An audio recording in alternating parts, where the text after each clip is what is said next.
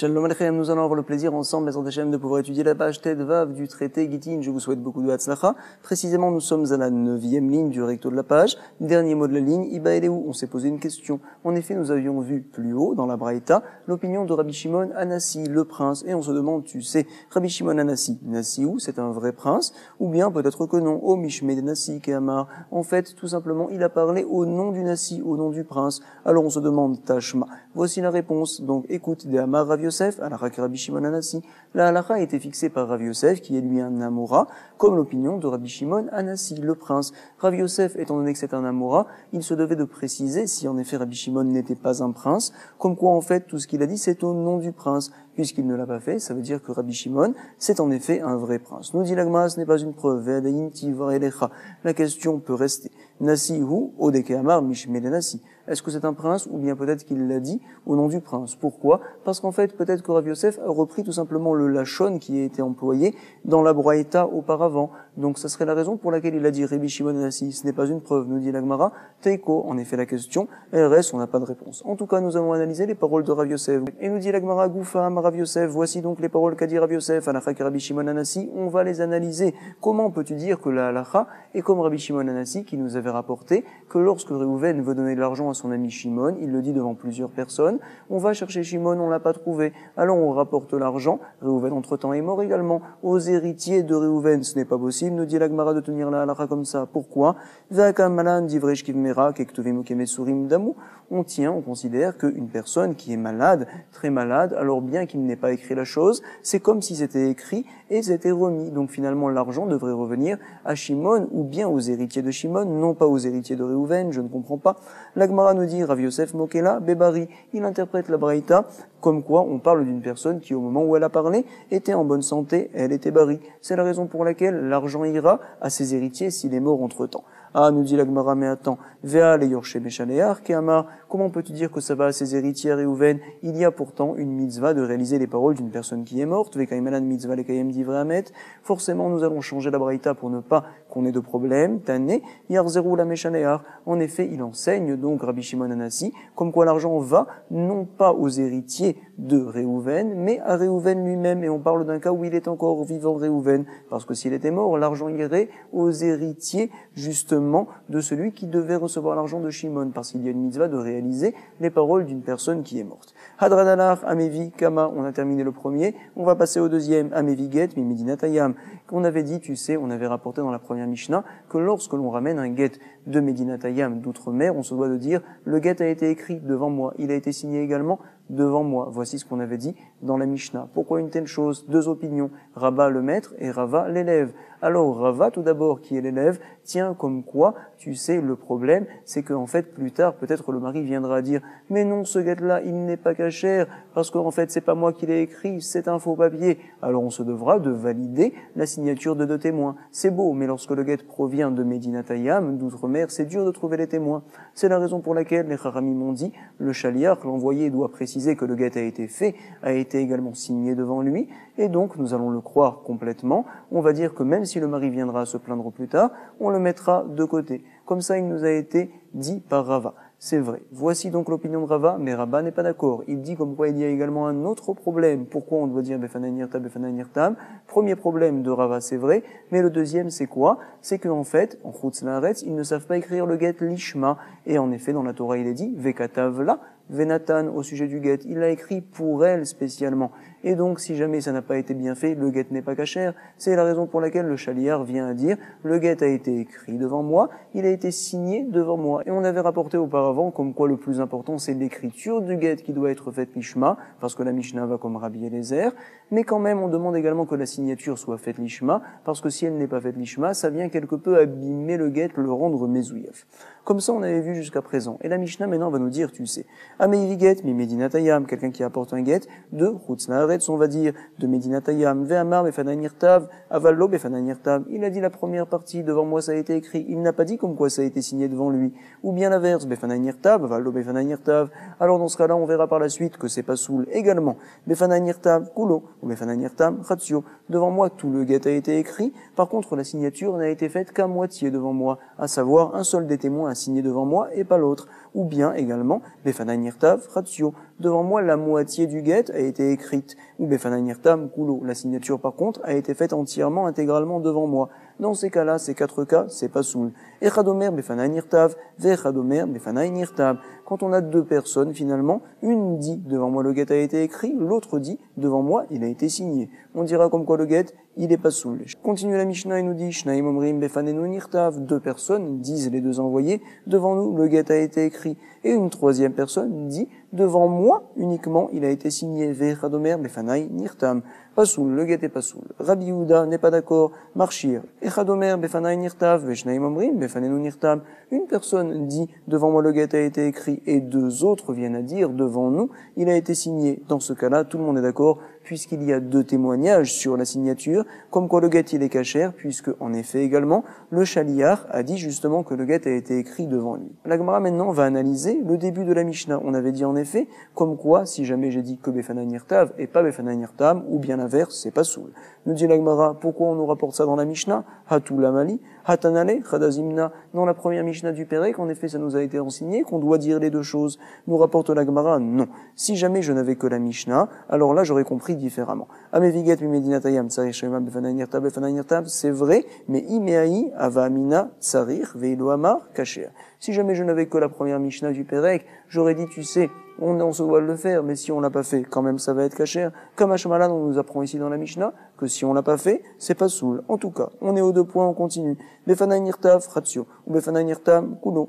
Donc si jamais la personne dit, devant moi, la moitié du get a été écrite. Par contre, toutes les signatures ont été faites devant moi. Alors on dit que c'est pas soul.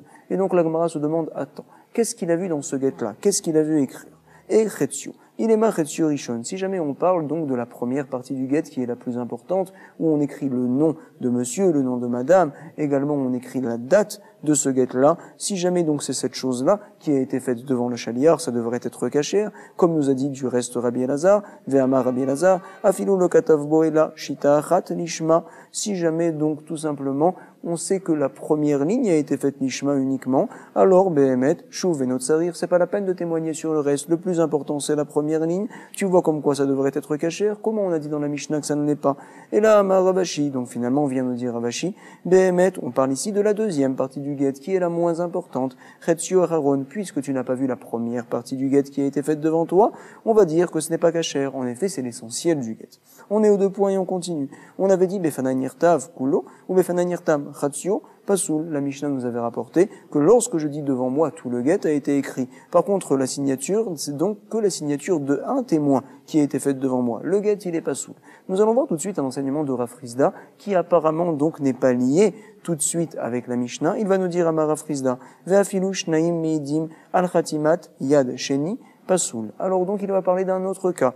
En fait, on a donc la personne, le shaliar, qui a dit devant moi, il a été écrit le get. Devant moi est assigné justement le premier témoin, Réhouven, c'est vrai.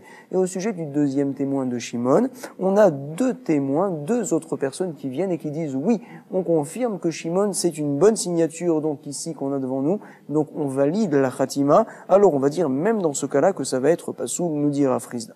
Ve'afilu shnaim meidim al khatimat yad sheni pasoul maitama. Pourquoi une telle chose finalement, puisqu'on a une validité de la première signature et de la deuxième par 2 témoins? Nous dit la Gemara, non. La takana de Rachamim a été faite de cette manière-là. Okulu bekiyum get, soit tout le get finalement, donc on le valide grâce à un kiyum avec 2 témoins qui nous disent que la signature est bonne, à savoir au sujet des 2 personnes qui ont signé, on se doit d'avoir le même kiyum, ou bien peut-être okulo betakanat Rachamim, soit si jamais on utilise la takanat Rachamim que c'est le shaliar qui valide, il faut qu'il valide donc les 2 signatures. Moitié-moitié, ça ne marche pas. Sur ce, vous allez voir tout de suite Rava, il va lui dire, je ne comprends pas. Matkif la Rava. Pourquoi? Mi kamide, est-ce possible une telle chose? Deilu amar chad kasher, achata deikatre pasoul. Mais attends, si lui, tout seul, Réhouven, avait dit comme quoi le deuxième témoin également a signé devant lui, ça serait kasher, et maintenant tu me dis qu'on l'a remplacé par 2 témoins qui viennent valider la deuxième signature, tu vas me dire que c'est pas soul, c'est pas possible. Et là, Amar Rava, Rava va nous dire, oui, je suis d'accord qu'il y a un cas où c'est pas soul, mais pas le même. Dans ce cas-là, regardez, Afilou, on le voit tout de suite, ou ve'acher meidim al khatimat yad sheni, à savoir donc que Réhouven, le shaliar, vient à dire, donc le premier témoin, il a signé devant moi Shimon. Parfait. Au sujet du deuxième témoin, Lévi, alors là, Réhouven vient à dire, il a signé devant moi, c'est vrai, mais avec une autre personne qui est venue se greffer à l'affaire. On va l'appeler Issachar ici. Et donc finalement, comme on a deux personnes qui parlent au sujet de la deuxième signature, et donc l'un d'entre eux, c'est le chaliar, c'est l'envoyé, là, ça sera plus embêtant. Ou ve'acher meidi malchatimat yad sheni. On va dire que c'est pas soul. Pourquoi une telle chose finalement? Maïtama. Parce qu'en effet, s'il avait parlé tout seul, Réhouven, ça aurait suffi. Maintenant que vient se greffer Issachar, ça va rendre pas soul. Oui, nous dit Rava. Pourquoi? À tous les harloufés, bekiyum, shtarot, de alma. Les gens vont donc, finalement, les harloufés, ils vont venir à se mélanger et à dire en fait, comme quoi, même dans les autres contrats d'argent, des contrats de vente et d'achat, alors on peut faire une telle chose, à savoir, vekanafik, nakerivra de mamona, apuma dechad, et qu'on peut faire sortir 3/4 de l'argent grâce à Puma, la parole, d'echad d'une personne, chad saada, d'un témoin. À savoir donc, venez, on va analyser. Réhouven a dit, donc le premier témoin, Shimon, c'est donc, je vous confirme qu'il est bon, parfait. On a la moitié finalement de ce guet-là qui est validé par une personne Réhouven. Et finalement, la deuxième signature, celle de Lévi, il y a Réhouven et Issachar, comme si finalement, à moitié, chacun venait valider la parole de Lévi. Et donc finalement, Réhouven valide toute la parole de Shimon, la moitié, entre guillemets, de la parole de Lévi. C'est comme s'il faisait sortir 3/4 de l'argent grâce à ces paroles. Et les gens vont dire finalement, même dans les contrats de vente et d'achat, on peut faire sortir la 3/4 d'une somme d'argent finalement, grâce à la parole d'un témoin. Comme ça, ils vont venir à faire l'erreur. Vekanafik, nakiriva de mamona, apuma de chatsada. C'est la raison pour laquelle les chachamim m'ont dit, on rend pas soul ce guet-là. Point. Ravashi, lui, n'est pas d'accord. Il dit même dans ce cas-là, ça devrait être kasher. Matkif la Ravashi. Mi, comme idée, est-ce possible une telle chose? Deilou masik, iou, les coulées d'Iboura, kasher. Attends, si lui, tout seul, Réhouven, avait dit comme quoi Lévi également a signé devant lui, ça aurait été kasher. Maintenant que vient se rajouter une autre personne, achata de ikachad behadé avec lui, tu vas me dire que c'est pas soum, c'est pas possible. Ravashi, donc, va nous dire un autre pshat. Et là, ma Ravashi, afilou, omer, ani, hu, ed, sheni. Dans quel cas ça va être pas soul? Quand Réhouven, justement, en tant qu'envoyé, vient à valider la première signature, celle de Shimon, et la deuxième, celle de Lévi, il la valide, mais non pas en tant que chaliar, en tant que témoin. Je suis témoin sur la deuxième signature avec, justement, Issachar. Ah, cette fois donc, tu n'as pas utilisé ta force de chaliar d'envoyer. Alors là, finalement, on a un témoin qui est validé par le chaliar, en tant que takanat rachamim, et un deuxième qui est validé par un vrai kiyum, par deux témoins. Et dans ce cas-là, ça ne va pas être kasher, va nous dire Ravashi. Afilou omerani ou etcheni, pasoul. Moi, je suis le deuxième témoin, c'est pasoul. Maïtama, pourquoi une telle chose? Les rachamim m'ont dit, en effet, soit tout le guet on le valide grâce à un kiyum aget avec deux témoins, au kulo be kiyum aget, ou bien grâce à la takana du chaliar, au kulo be takanat rachamim, ou sinon ça ne marche pas. Bon. La Gemara tout de suite va nous rapporter que dans la Mishnah, apparemment, nous avons une preuve contre la première opinion, celle de Rav Frisda. Pourquoi? Il a été enseigné là-bas, Tnan, Befanai Nirtav, Kulo, Befanai Nirtam, Khatsio. La personne a dit, tout le guet a été écrit devant moi. Par contre, donc, un seul témoin a signé devant moi. On avait dit que c'est Pasoul. Point. Nous allons analyser maintenant, donc, Idar, Khatsio et Chidame. De quoi parle-t-on là-bas? Donc, le deuxième témoin, en fait, Lévi, qui c'est qui témoigne sur lui à son sujet? Si tu me dis que personne n'a témoigné sur lui, c'est évident que le guet est pas soul. Il est ma délicat des kamassid allez, si personne ne témoigne sur Lévi, klal, pas du tout. Hashta et chadomer befanai nirtav et chadomer befanai nirtal. Si déjà on nous avait enseigné dans la Mishnah, quand l'un dit devant moi le guet a été tout entier écrit, un autre dit devant moi tout le guet a été signé, le Behemet, il y a ici deux shluchim, deux envoyés. Alors finalement, on a un témoignage de toute l'écriture, de toute la signature également. Et quand même, tu nous as dit dans ce cas-là que ça va être pasoul. Dehaï kamasid akula ktiva, un témoigne sur toute l'écriture. Vehaï kamasid akula khatima, et l'autre témoigne sur toute la signature. Et quand même, tu me dis que c'est pasoul, pasoul. Alors, à plus forte raison, lorsque finalement je n'ai que la validité du premier témoin Shimon et pas de Lévi, Chatzio mibaye, c'est évident. La Mishnah, en effet, elle viendrait forcément nous dire un chidouche, forcément donc, et là, ok des Rava, ok des Ravashi. Que fait-on dans ce cas-là quand la Mishnah vient nous apprendre un chidouche? On dit que c'est vrai, c'est un chidouche. Quel chidouche elle vient nous apprendre? Le plus simple, on va dire. On ne va pas aller chercher les plus grands chidouchim. Le plus simple, c'est soit celui de Ravashi, soit celui de Rava. Mais en tout cas, pas celui de Rav Frisda, parce que c'est un chidouche trop grand. Quand la Mishnah vient nous rajouter quelque chose, c'est pour nous apprendre la chose la plus simple, ou les apouké, mais les Rav Frisda. j'ai un problème avec Rav Frisda. Et donc la Gemara nous dit non. Amar lecha Rav Frisda, voici ce que va te dire Rav Frisda. En effet, cette partie-là de la Mishnah ne vient pas spécialement apprendre un chidouche. Pourquoi? Ulta Amer, qu'est-ce qu'on a dit dans la Mishnah? Befanay nirtav, avalo befanay nirtav. Si jamais le get a été écrit devant moi, mais il n'a pas été signé, on avait dit que c'est pas soul. Mais attends, cette chose-là, elle est tout à fait évidente, puisqu'on l'apprend donc par la suite de la Mishnah. Même quand la moitié a été écrit devant lui, a été signé devant lui, c'est pas caché. À plus forte raison, quand tout le get n'a pas été signé devant lui, forcément, nous sommes obligés de dire que toutes les parties de la Mishnah ne viennent pas forcément m'apprendre donc des chidushim. Et on dit le zoav zuktane. On la lit comme ça la Mishnah, la Mali, et là le zoav zuktane. À savoir, on nous enseigne un premier cas, non seulement dans ce cas-là c'est pas soul, mais même dans l'autre cas. Comme ça nous allons lire. Ici aussi pareil, Achanami, le zoav zuktane. On peut dire que cette partie-là de la Mishnah n'est pas venue pour nous apprendre un chidouche particulier, mais en fait juste pour nous dire le din, c'est tout, le zoav zuktane. En tout cas, finalement, nous pouvons continuer à penser comme Rava, Ravashi et Rav Frisda, et on va continuer à nous rapporter un autre ridouche de Ravashi, où il parle également des inyanim qui ont été faits à moitié, on va dire. Ici, on parle du issour de sortir pendant Shabbat, on n'a pas le droit de transporter, du Reshuta Yachid au Reshuta Rabim, d'un domaine privé à un domaine public, c'est vrai. Un domaine privé, c'est un endroit qui est entouré de barrières qui font donc 10 tfachim, qui font environ, on va dire, 90 cm, c'est vrai. Si jamais j'ai un endroit qui est profond d'environ 50 cm, et il y a une barrière également de 50 cm. Est-ce que je considère ça comme un Reshuta Yachid, moitié-moitié? Rav Frisda nous dit que c'est pas bon. Gidout Hamisha, une profondeur de 5 tfachim, ou Mechitza Hamisha, et une barrière de 5, En Mitztarfim. Alors on ne les lit pas, on ne dit pas que c'est un Reshuta Yachid.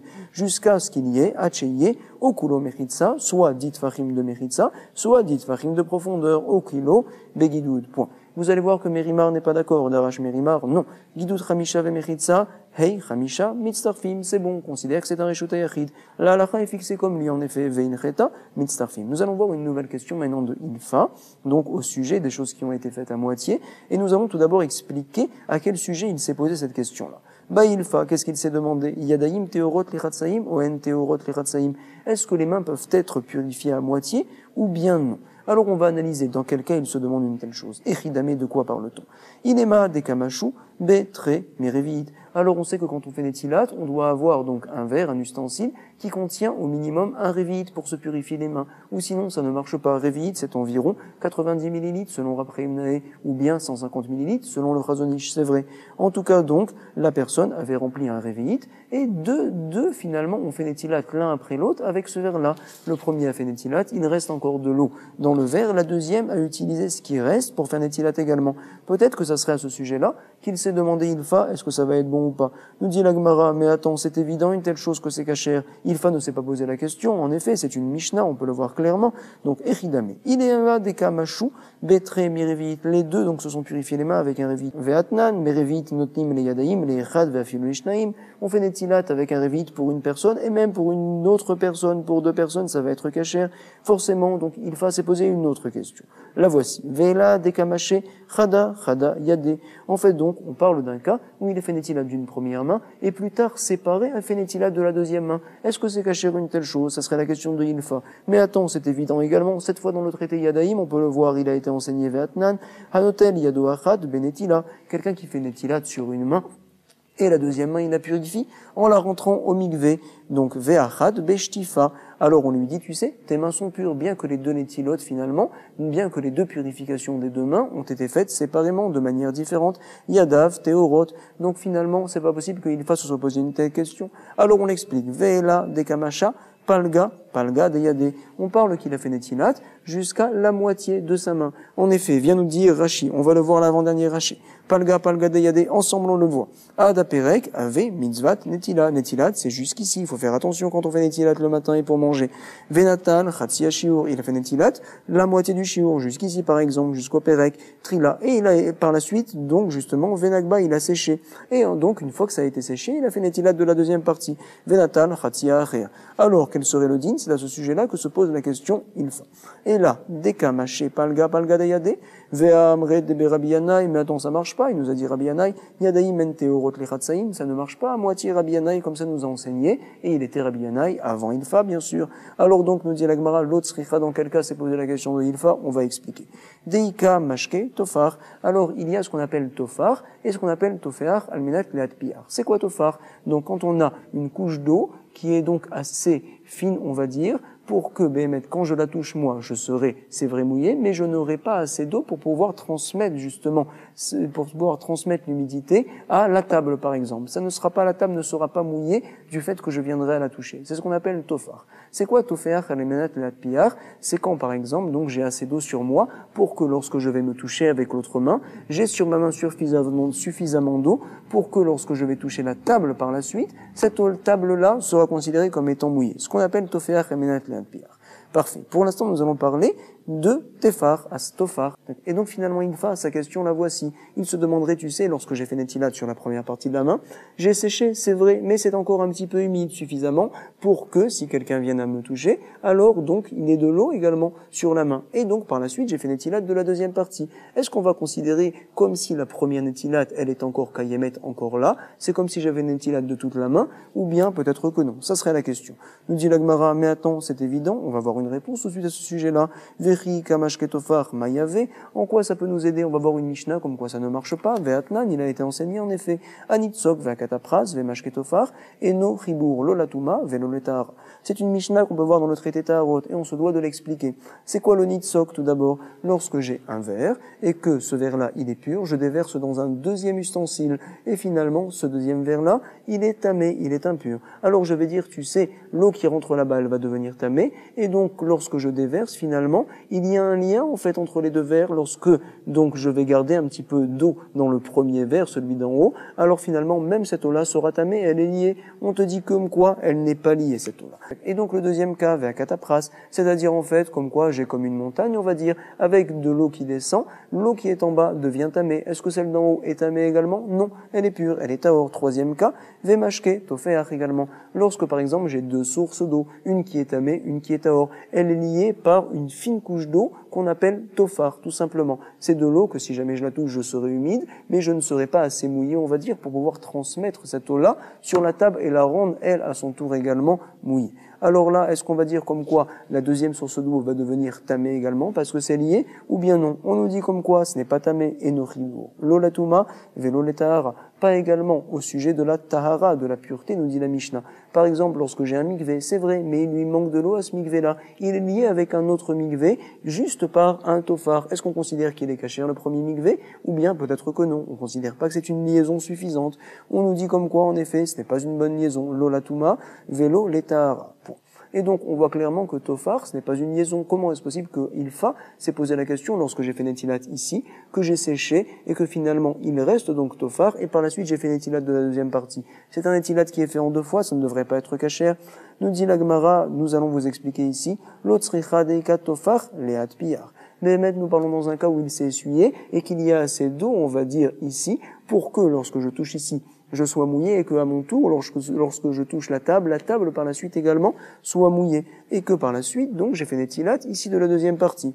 Alors, dans ce cas-là, est-ce que ça serait cachère ou pas? Alors, nous dit la Gemara, mais attends, c'est tout à fait évident. Deika tofar leat piyar, anami tanina, j'ai une braïta qui nous dit à ce sujet-là, tofar leat piyar, donc ribour, c'est oui un lien. S'il y a tofar leat piyar, donc c'est pas possible qu'il s'est posé la question ilfa. La Gemara nous dit, voici sa question. Dilma leinyan migvaot, peut-être que c'est que au sujet des migvaot qu'on dit que c'est un lien, et c'est comme l'opinion de Rabbi Yehuda qui pense une telle chose. Ve Rabbi Yehuda, vous allez voir tout de suite, Detnan, il a été enseigné. Mikve chez Yeshlo, Arbaim Sea Mekuvanot, j'ai un mikve où il y a tout juste la mesure Arbaim Sea, précisément. Et donc deux personnes l'un après l'autre sont partis se tremper. Veyardouch Naïm Vetavlou. Qu'est-ce qu'il s'est passé? Bézé Acharze l'un après l'autre. Le premier, il est pur, c'est vrai, il s'est trempé dans un mikvé qui avait donc justement la quantité adéquate d'eau. Il y avait Arbaim Sea. Et le deuxième, est-ce qu'il est pur ou non? On nous dit ici, Rishon Taor Veacheni Tamé, il est tamé. Et regardez l'opinion de Rabbi Yehuda. Lui, il pense Rabbi Yehuda Omer, Im Ayu Raglav Shen Rishon Nogod Bamaim. Si jamais le premier, quand il est sorti du mikvé, il a encore ses pieds, on va dire, dans l'eau, au moment où le deuxième vient y rentrer, on considère finalement qu'il y a quelque peu une liaison entre le mikvé et toute l'eau qu'il y a sur la personne, parce qu'il y a ce qu'on appelle tofeach almenat lat piyar. Il y a assez d'eau finalement sur la personne pour que lorsque je la touche, je sois moi mouillé et que par la suite je puisse également transmettre cette eau-là sur la table par exemple et la rendre mouillée à son tour. Donc nous dit la Gemara, on voit peut-être que c'est uniquement Rabbi Yehuda qui pense une telle chose, et donc au sujet du mikvé précisément, comme ça on vient nous rapporter ici. Rabbi Yehuda Omer, Imayu Raglav Shen Rishon Nogod Bamaim, si jamais les pieds de la première personne touchent l'eau, Af Hacheni, tahor. Alors donc justement, le deuxième, quand il se trempe à ce moment-là, alors Béhémet, il va être pur, on considère qu'il y a encore les 40 CA. Comme ça nous dit l'Agmara, et donc il va se demander, est-ce que pour Netilat Yadayim, ça serait justement le même din? Est-ce qu'on va dire comme quoi la Netilat, elle est bonne, ou bien peut-être que non? Peut-être que c'est fait en 2 fois. En tout cas, il y a une autre chose qu'il faut faire en 2 fois, Vadaï, c'est l'étude de la page. Bonne révision. Kol Tov.